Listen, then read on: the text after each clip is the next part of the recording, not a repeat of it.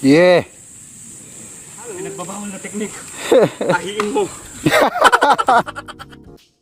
So, good day again mga padyak. Tayo'y nagkaroon ng rides ulit dito sa Anyang. At yung unang pagpunta namin dito sa Anyang ay hindi kumpleto ang lahat. Then nakita ng ibang grupo ang aming pagpunta dito sa Anyang. Kaya naman sa sumunod na mga day off namin dito ay nag-decide kami na bumalik at subukong itry kung kayang umakyat dito. At pagtapos naming umakyat dito sa Mangheam ay isinunod namin ang isa sa mas matarik na daan dito sa Anyang, which is dito sa Samaksa. So ako dito napatunayan ko ng kaya kong iakyat at sa pagpunta natin dito ay pinahawak natin yung camera. Sinubaybayan natin yung isa nating kapadyak na si Murphy. So tignan natin kung anong magiging reaction niya. Kakayahan ba niya? Let's go!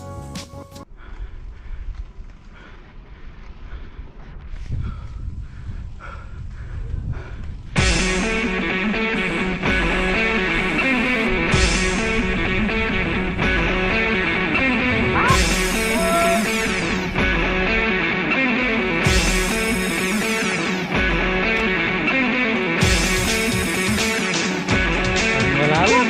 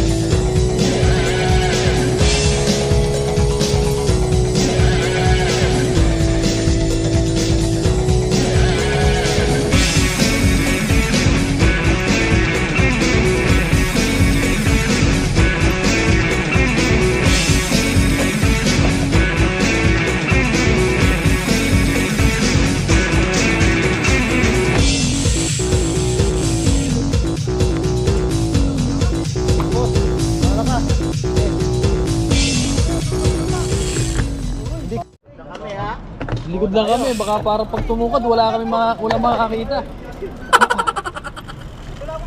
So heto na yung umpisa ng aming climb at fast forward tayo sa mas mahirap na part. Tignan natin kung kakayanin ni Murphy. Let's go!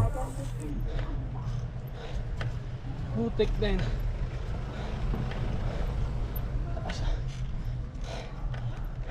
Sa part na to ay dinig na natin ang kanyang hingal. Sa harapan naman ako at si Boss Johnny na kinakausap pa ako habang umakyat, at si Boss Johnny pala ay nasa 40 na ng kanyang edad. Fast forward pa tayo mga kapadyak.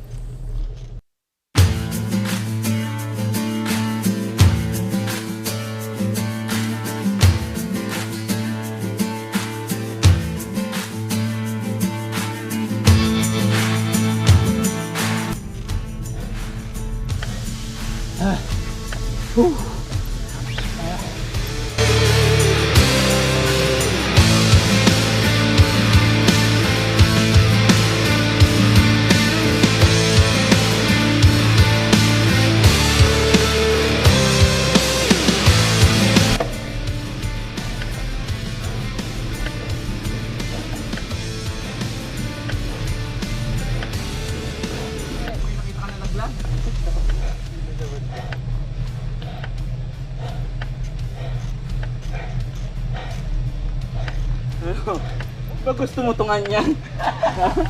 Anyang pa mo.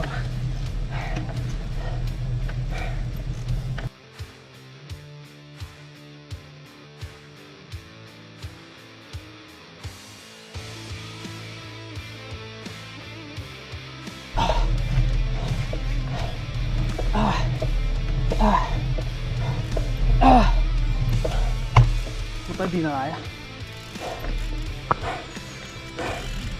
At yun na nga, hindi na kinaya ni Murphy. At ang naging factor kung bakit mas malakas pa rin si Boss Johnny kumpara kay Murphy na mas bata ay yung consistency ni Boss Johnny na laging nakakapag-rides, laging na-exercise ang kanyang baga, kaya naman sa pagkakataong ito, mas malakas siya. While Murphy ay kagagaling lang ng Pinas, kaya hindi siya gaanong nakakapag-rides. At alam na natin, pag galing Pinas, syempre, puro kain yan. That's why Murphy had this one. At ang point natin dito ay para hindi ipahiya si Murphy. But to point out na be consistent sa ating mga exercise, laging mag-jogging or exercise para ma-exercise pa rin ang ating baga tuloy-tuloy para pagdating na summer ay malakas pa rin tayo. At sa part na to ay bumalik na ako at in-off na natin ang camera. Mag-off ka na, wala na yung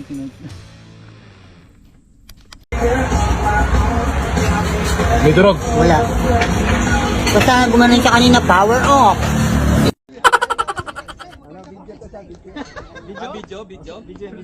Video pala yan eh. Dito ako, si Kuya Junay.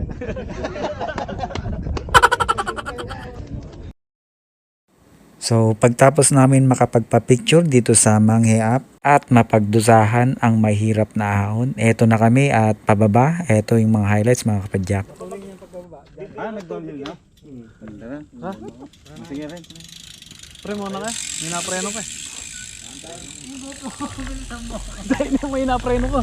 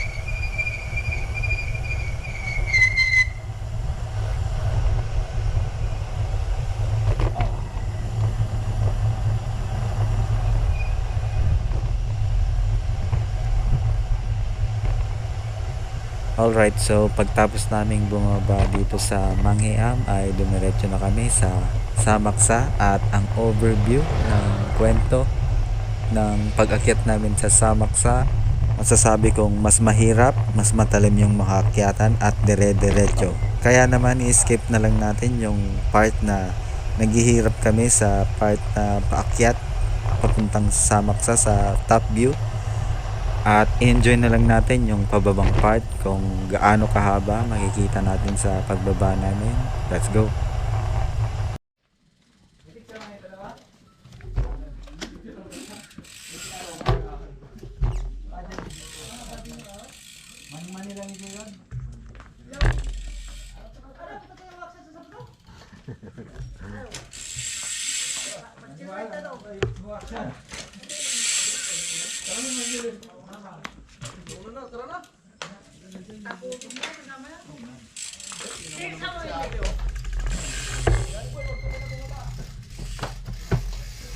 Sige boss, kumana ka.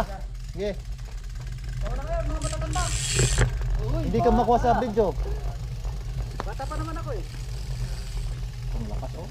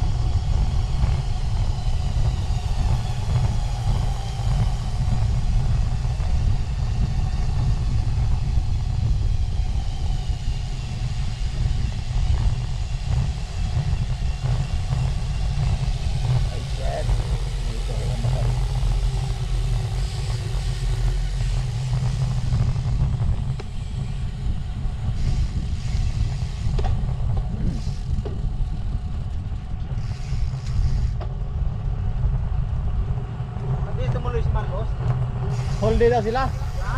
Whole day.